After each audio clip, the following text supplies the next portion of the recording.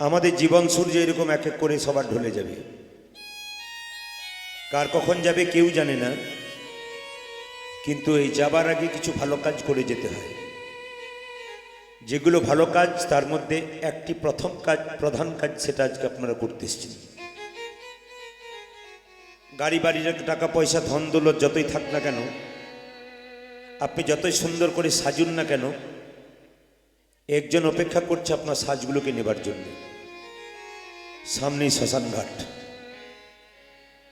সে যেন বলতে চাইছে যতই সাজ আর যা কিছু কর সব কিছু আমার মধ্যে দিয়ে দিতে হবে। এই জন্য মনুষ্যকুলে একমাত্র উদ্দেশ্য হচ্ছে একটাই, কৃষ্ণ কথা হরিকথা শ্রবণ করা, সংসারে দিন যাপন করা। আজ আপনারা এই মহতী হরিসভায় এসেছেন শঙ্করবাবুর এখানে, যাকে দেখলে আজকে আমাদের জীবন ধন্য হয়ে যায়। বহু মানুষ দেখেছি, বহু মহাপুরুষ দেখেছি যারা ত্যাগ করে করে সংসার ত্যাগ করে চলে যায়, কিন্তু সংসারের মধ্যে এত বড় ত্যাগী একমাত্র আপনার নিজের চোখে এখানে দেখতে পাচ্ছেন। এই জন্য মহতী হরিসভায় আজকে এসেছেন। করোনা যখন গোটা পৃথিবীকে দাপটে বেড়াচ্ছে, তখন ভগবানের করুণা পাবার জন্য আপনারা যেখানে ছুটে এসেছেন, তার জন্য আপনাদের চরণে কোটি কোটি দণ্ডবত প্রণাম রইল। অনেকে ভয়ে বাড়ি থেকে বেরোতেই পারে নাই, করোনার ভয়ে, কিন্তু ভগবানের করুণা যেখানে হয়, ভগবানের নাম কীর্তন যেখানে হয়, সেখানে করোনা থাকে না। যদি করোনা থাকে তাহলে ভগবানের করুণা কতখানি রইল। এই বিশ্বাসটুকু ভেতরে রেখে কেউ যদি হরিবাসরে আসতে পারে, তবে তার তো জীবন ধন্য হয়ে যায়। মুখে মাস্ক ব্যবহার করবেন, স্যানিটাইজার ব্যবহার করবেন, সরকারি নিয়ম, ওটা আমরা মানব। কিন্তু দেখবেন বাবা, আগে চাষিরা যখন চাষ করতো তখন দেখবেন গরুর মুখে একটা জাল দিত না? না না, আপনাদের তার সঙ্গে তুলনা করি নাই। গরুর মুখে একটা জাল দিত, আর চাষি কিন্তু খালি মুখে থাকতো। তো গরুগুলো সেই দিন বলেছিল, দাঁড়া, আজকে তোরা জাল দিচ্ছিস, এমন একদিন আসবে যে তোর মুখে জাল পড়বে, আমার মুখটা ফাঁকা থাকবে। মানুষের করোনা আছে, গরুর আছে? জোরে বলবেন হ্যাঁ না না আছে। চাকা ঘুরছে। এখন দেখুন, আমরা সবাই জানি গঙ্গা জলে স্নান করলে পবিত্র হয়, দেখো নাকি? গঙ্গা জল হাতে নিলে পবিত্র হয়। কিন্তু এখনকার বাচ্চাগুলো যত বড় হবে, ওরা শিখবে গঙ্গা জলে হাত পবিত্র হয় না, স্যানিটাইজার নিলে পবিত্র হয়। ওরা শিখছে। আগে দেখবেন একজন একজনকে দেখলেই জয়নিতাই গৌর হরিবল বলে আলিঙ্গন করতাম আমরা, কিংবা একজন একজনকে দেখলে নমস্কার করতাম। এখন আমরা ভুলতেই বসেছি। একজন একজনকে দেখলে বিদেশি পাশ্চাত্য শিক্ষাকে গ্রহণ করে বলি, হ্যান্ড সাহেব ভালো আছিস ভাই? এখন বিদেশ থেকে কেউ আসুক, একবার হাত ধরে বলুন তো ভালো আছিস ভাই, নমস্কার দরকার নাই, হাত ধরার। কেন বলুন তো? ভগবান বলছে সেই জায়গাতেই ফিরে আসতে হবে। তো পতিত পাবন শ্রী গৌর হরি, যিনি কলিযুগের ভগবান, তিনি কাঙ্গাল বেশে প্রত্যেকটা জীবের দ্বারে হরিনাম দিয়েছেন। মায়েরা, ভেতর যদি কেউ কাঙ্গাল না করতে পারে, ভগবানকে কেউ পাবে না।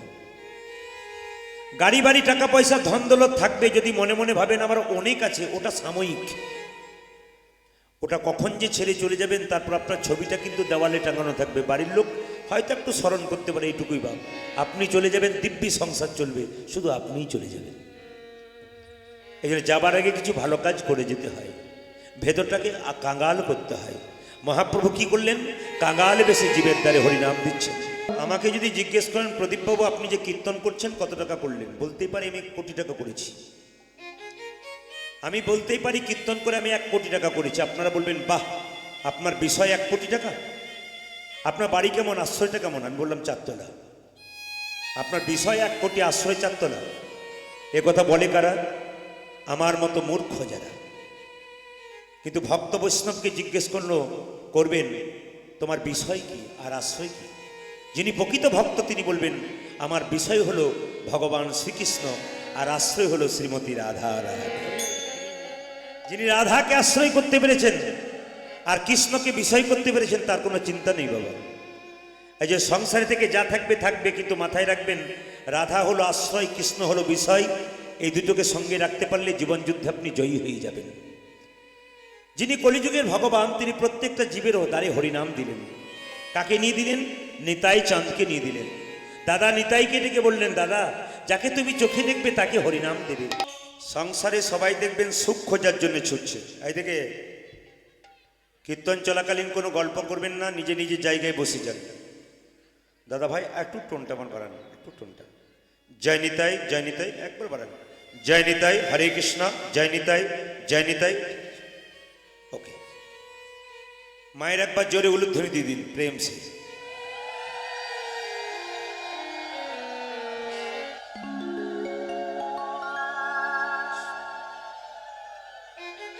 আচ্ছা হরে কৃষ্ণ, আপনারা সুখ খোঁজার জন্য ছুটছেন, তাই তো আমরাও ছুটছি। কিন্তু একজন হাত তুলে বলুন তো, সত্যি কি সুখ পাচ্ছি? কীর্তন চলাকালীন কোনো গল্প নয়, কথা নয়, কেন বলুন তো? এটা হচ্ছে একটা কীর্তনের ক্লাস। হ্যালো, এখানে বাচ্চাদেরকে আনতে হয়, মানুষ হতে হয়, মানুষ হয়ে যায়। এপিজে আব্দুল কালাম বলেছেন, মায়ের কোলটা হচ্ছে বাচ্চার 100টা স্কুলের সমান। আর এটা একটা স্কুল, যে স্কুলে বাচ্চাদের বিবেক বৈরাগ্য তৈরি হবে।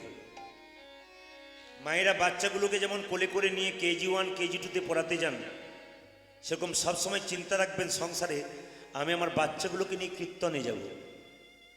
এই জায়গাতে সুশিক্ষা দেওয়া হয়, কুশিক্ষা নয়। স্কুলে গেলে মুখস্থ বিদ্যা দেওয়া হয়, হোমওয়ার্ক দেওয়া হয়, ওগুলো করে জমা দিতে পারলেই, নাম্বার পেলেই চাকরি।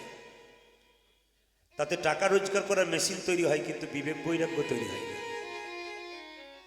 আজকালকার প্রতিটি মা বাবা খালি এসে আমাদের কাছে একটু নালিশ করে, প্রদীপবাবু কেমন ছেলে জন্ম দিলাম, কষ্ট করে না খেয়ে পড়ালাম, কিন্তু শেষে দুটো খাবারের জন্য দরজায় ঘুরে বেড়াই, ছেলের কাছ থেকে পাই না। আপনারা কেন পান না? আজকে এই জায়গাতে এসে আপনাদের জেনে নিতে হবে আপনারা কেন পান না। এই জন্য কীর্তন শোনা। যে ছেলেগুলো ইউটিউব করছে তাদের সঙ্গে ফোনে আমার প্রায় কথা হচ্ছে। আমি তো আজ কয়েকদিন ধরে বাইরে আছি, একবার খড়গপুর থেকে অনেক দূরে ছিলাম, 25 কিলোমিটার দূরে, তারপর কাল নদিয়াতে ছিলাম। আপনাদের এখানে আজকালকে থাকবো, আবার অন্য জায়গায় চলে যাব।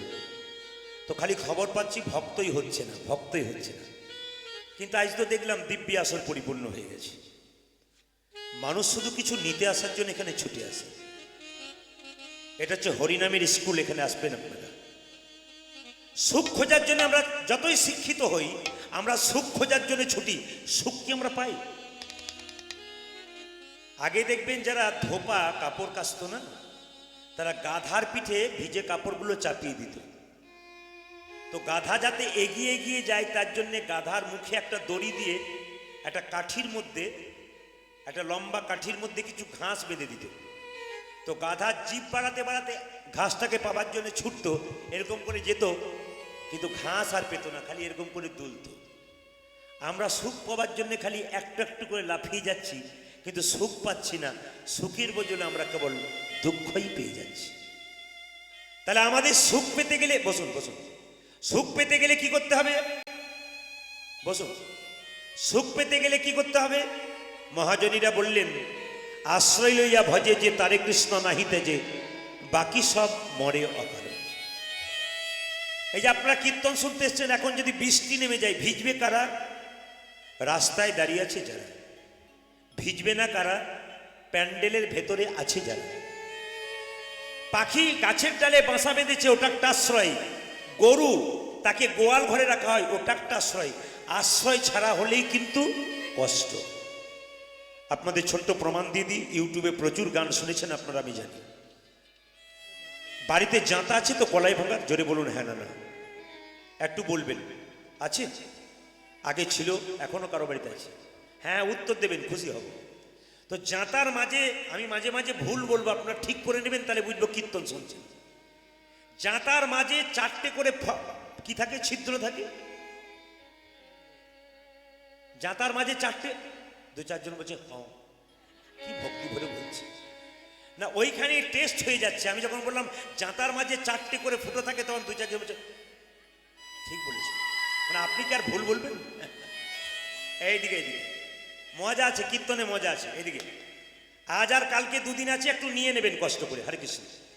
জাঁতার মাঝে 2টো ফুটো থাকে, মাঝে একটা পাশে একটা। মাঝের ছিদ্র দিকে ভরা হয় কাঠের গঞ্জ, পাশের ছিদ্রতে কলাইয়ের দানাগুলোকে ভরে জাঁতাটাকে বন বন বন বন করে ঘুরিয়ে দিলাম। যখন জাতাটাকে তুললাম তখন দেখলাম কিছু কিছু কলাইয়ের দানা ভেঙে গুড়ি গুড়ি হয়ে গেছে, কিছু কিছু কলাইয়ের দানা অর্ধেকটা ভেঙেছে অর্ধেকটা ভাঙেনি, আবার কিছু কিছু কলাইয়ের দানা দেখবেন মা গোটাকে গোটা হয়ে গেছে। এখানে তত্ত্বে কি জানাচ্ছে? সংসার একটি জাতা, মানুষগুলো হলাম সব কলাইয়ের দানা। এই সংসার যাতাটা ঘুরছে, যে সমস্ত ভক্ত কলাইয়ের দানা সংসার যাতার মাঝে গঞ্জ নামক গুরুকে আশ্রয় করেছে আর গোবিন্দ ভজন করছে, একমাত্র তারাই কিন্তু গোটাকে গোটা থেকে যাবে।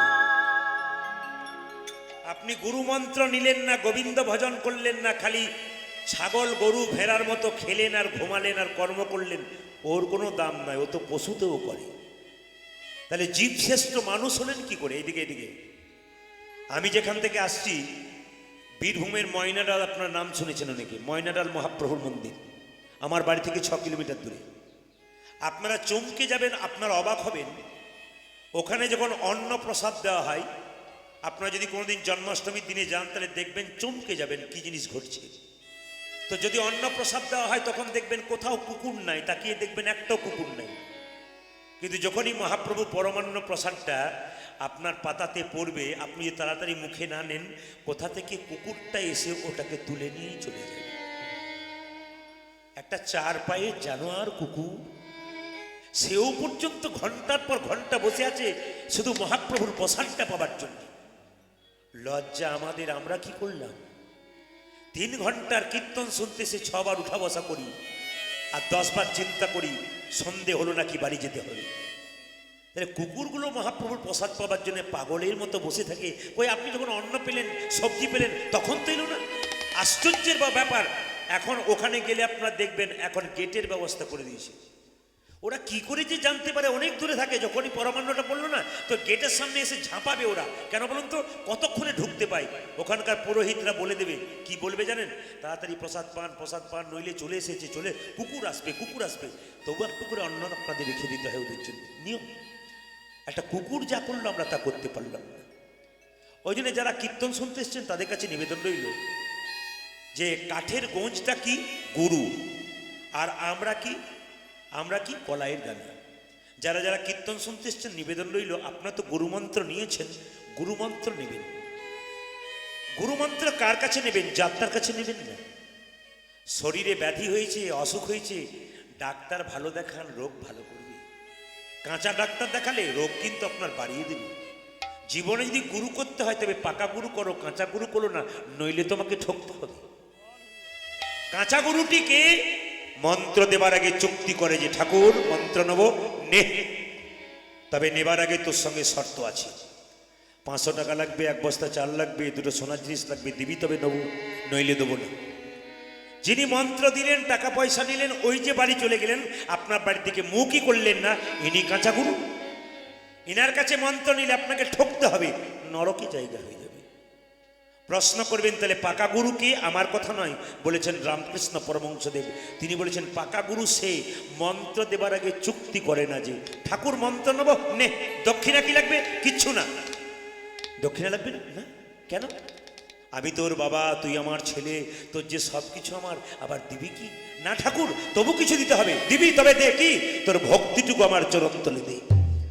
যিনি আপনার ভক্তিটুকু চরণতলে নিয়ে প্রতি বৎসর আপনার বাড়িতে এসে আপনাকে পরীক্ষা করে দেখবে আমি যে মন্ত্র দিচ্ছি কিনা, ঠিক ভজনা করছি কিনা, এরাই হচ্ছে পাকা গুরু। এরকম গুরু সঙ্গ করবেন তবে গোবিন্দ চরণ পাবেন, নইলে কিন্তু পাওয়া খুব কষ্টকর ব্যাপার আছে।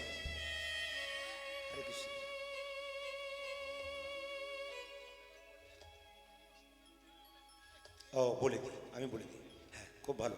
যদি আপনারা কোনোদিন যান তাহলে দুবরাজপুর জানেন তো? দুবরাজপুর সব জানেন তো? সিউড়ি থেকে দুবরাজপুর থেকে আমার সামনে শেষে একটু ঠিকানা নিয়ে নেবেন আপনি। 5রা স্টেশনে নামতে হবে, ওখান থেকে ময়নাডালে মহাপ্রভু মন্দির দেখবেন। আশ্চর্য ব্যাপার, চমকে যাবেন আপনারা, কি ঘটনা ঘটছে। কুকুরগুলো কি করছে? পাগল। শুধু খালি যখন অন্ন দিল না তখন কিছু নেই, অন্ন দিল, প্রসাদ দিল, কিছু নেই। মহাপ্রভু যখন পরমান্নটা আসবে পাগলের মতো করবে দেখবেন, শুধু আপনার পাতাটাকে কখন তুলে নিতে পারে। কি মহিমা চিন্তা করুন। ওই কুকুরগুলো কি করলো, আমরা কি করতে পারলাম, এইটা আমাদের বিচার্য বিষয়। তবেই কীর্তন শোনা সার্থক হবে, নইলে কীর্তন শোনা বেকার। ওই জন্য আপনাদের সামনে বলে যাই, একজন প্রশ্ন করেছিল, নরেন বিবেকানন্দ প্রশ্ন করেছিল রামকৃষ্ণ পরমহংসদেবকে, ঠাকুর এই যে তুমি বলছো গুরুমন্ত্র নিতে, আমি মানলাম গুরুমন্ত্র নেবো, কিন্তু আমি গুরুর কাছ থেকে নেবো কেন? বই পড়ে মুখস্থ করে বলবো আমার হবে না? যুক্তিগুলো দেখবেন, খুব সুন্দর কথা আছে। রামকৃষ্ণদেবকে নরেন বলছে যে আমি মুখস্থ করে বলবো, কোনো বই থেকে আমাকে বলে দেবে, আমি বলবো, আমি কেন গুরুর কাছ থেকে নিতে যাবো? আবার পাঞ্জাবি লাগবে, ধুতি লাগবে, টাকা লাগবে, দরকার নেই আমার, সবার তার ক্ষমতা নেই। ঠাকুর বলল, হ্যাঁ রে, গুরুর কাছে নিলেও তুই তরে যাবি, আর বই পড়ে মুখস্থ করলেও তুই তরে যাবি, তবে দুটোর মধ্যে তফাৎ আছে। নরেন জিজ্ঞাসা করলো, তফাৎটা কি? তবে শোন। ঠাকুর কত বুদ্ধিমান পরমহংসদেব, তিনি কি সুন্দর বুঝাচ্ছেন। দেখুন, বসে আছেন কোথায়? কলকাতার দক্ষিণেশ্বর কালীঘাট মন্দিরে, গঙ্গার পাড়ে।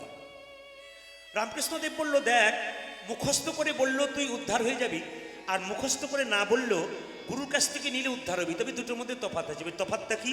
বলছে, বলতো নরেন, ওই যে গঙ্গাতে ওটা কি আসছে? বলছে, ডিঙি নৌকা আসছে। আচ্ছা বলতো নরেন, কলকাতা থেকে চন্দননগর ওই নৌকাটা যেতে কত সময় লাগবে? নরেন বলছে, তা ঠাকুর 6 ঘন্টা লাগবে। আচ্ছা দেখ তো, তার পেছনে কি আসছে? বলছে, তার পেছনে আসছে কি জানো? একটা স্টিমার। বলছে, ওটার কত সময় লাগবে? বলছে, ওটার মোটামুটি 8 ঘন্টা সময় লাগবে। আচ্ছা নরেন, যদি স্টিমারটার সঙ্গে ডিঙি নৌকাটাকে বেঁধে দেওয়া হয়, তবে ডিঙি নৌকাটার কত সময় লাগবে? বলছে, ওটা যদি 8 ঘন্টায় যায়, ও 8 ঘন্টায় যাবে। তত্ত্ব কি দাঁড়ালো? দেহটা হলো ডিঙি নৌকা, আর গুরুর দেহটা হলো স্টিমার। যদি দেহরূপী ডিঙি নৌকাকে কেউ গুরুরূপী স্টিমারের সঙ্গে বেঁধে দিতে পারে, বাবা, নিতাই গৌর হরি বল বলে। হরি হরি বল, হরি হরি বল। আপনাদের কাছে নিবেদন রইল, এই জন্য গুরু মন্ত্র নেবেন। আচ্ছা, তার ফাঁকে বলি, মহাপ্রভু যখন কীর্তন করতেন, আচ্ছা সবাই ছবি দেখেছেন তো? মানে মহাপ্রভুর ছবি দেখেছেন, হ্যাঁ কি না দেখেছেন? আচ্ছা, আপনারা ছবিতে দেখেছেন মহাপ্রভু কীর্তন করতেন, তখন দেখবেন মহাপ্রভু হাতটা নিচে ছিল না উঁচুতে ছিল? জোরে বলুন। হাত একটু উঁচু করা যাবে? দেখে একবার উঁচু করা যাবে? উঁচু করা যাবে? যাক, খুশি হল। এই জন্য আমি যখন কীর্তন করতে ওখান থেকে বেরোচ্ছি, তখন একজন মেয়েকে বলছে, দিদি সামনে বসিস না, পা মেলে বসতে পাবি না, খালি হাত তুলতে বলবি। বলছে, পেছনে বসবি, সময় মতো পালাবার সুযোগ পাবি। ওই জন্য চালাক পার্টি যারা হয় তারা পেছনে বসে, আপনাদের বলি নেই, জায়গা পান নাই বলে। তো মহাপ্রভু যখন কীর্তন করতেন, হাতটা উঁচু করে না নিচু করে? বাবা জোরে বলুন। উঁচু করে নাকি? একজন ভক্ত জিজ্ঞাসা করছে, এইদিকে একজন ভক্ত জিজ্ঞেস করছে, ঠাকুর তুমি যে হাতটা ওপরে তুলেছো, তোমার হাতে ব্যথা হয় না? বলছে, ব্যথা আবার হয় না? বলছে, নামাও। বলছে, কি করে নামাবো, তোরা তুলছিস না? ওই জন্য আমি তুলেই আছি। বলছে, ঠাকুর এই দেখো, আমি তুলে দিলাম, এবার নামাও। বলছে, তোদের পেছনে যারা আছে তারা তুলবেন। আপনাদের বলি নেই। বলছে, তোদের পেছনে যারা আছে তারা তুলবে না, ওই জন্য আমি তুলে আছি। পেছনে মানে কি? তোদের পরে যারা জন্ম নেবে, তারা যদি আমার হাত নিচু দেখে তারা তুলবে না, ওই জন্য আমি জন্ম জন্মান্তর ধরে হাত আমার তুলেই আছি। এইদিকে এইবার লক্ষ্য করুন, মানুষ হাত তোলে কখন? ধীরে, কথা নয় কিন্তু। মানুষ হাত তোলে কখন? দেখবেন রাস্তা দিয়ে তো রোড রয়েছে, আপনি কোথাও যাবেন, বাজারে, আপনি ভৈরবতলা যাবেন, কি বলবেন? ও দাদা, টোটো দেখি, এদিকে এসো, হাত তুলবেন। আর হাত তুলে কখন? কেউ যদি গঙ্গা জলে ডুববো অবস্থা হয়ে যায়, তখন দেখবেন বাঁচার জন্য হাত এরকম করে তোলে। আর হাত কখন তোলে?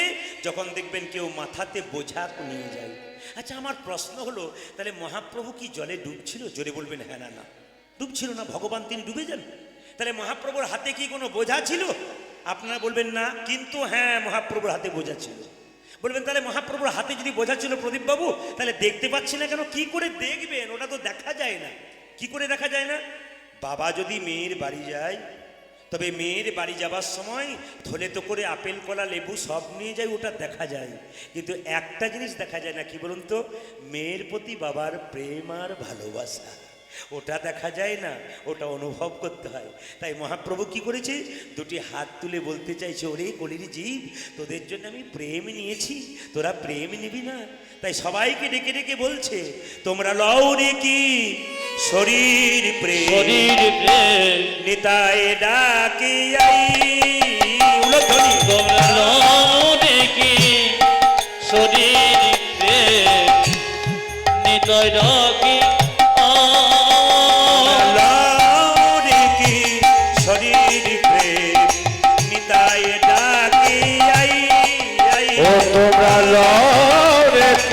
শরীর প্রেমে নিতায় ডাকে আয় তাই ডাকে আয় আয় প্রাণ গৌরী ডাকে আই করি না গরি না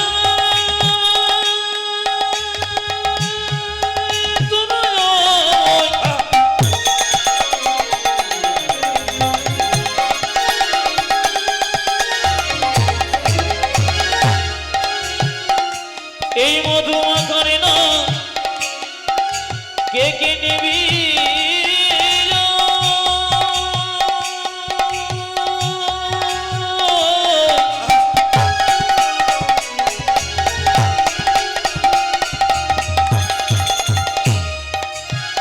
আমার পরমে দয়াল নিতাই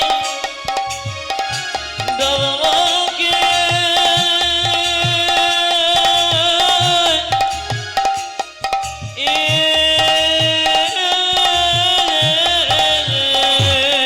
ওরে নিতাই ডাকে আয় আয় প্রাণ গৌর ডাকে আয় তাই ডাকে আয় আয় প্রাণ গৌরী ডাকে আই উদার নিতাই ডাকে আয় প্রাণ গৌর ডাকে আয় গৌরী কি শরীর প্রেম নিতাই ডাকে আই আই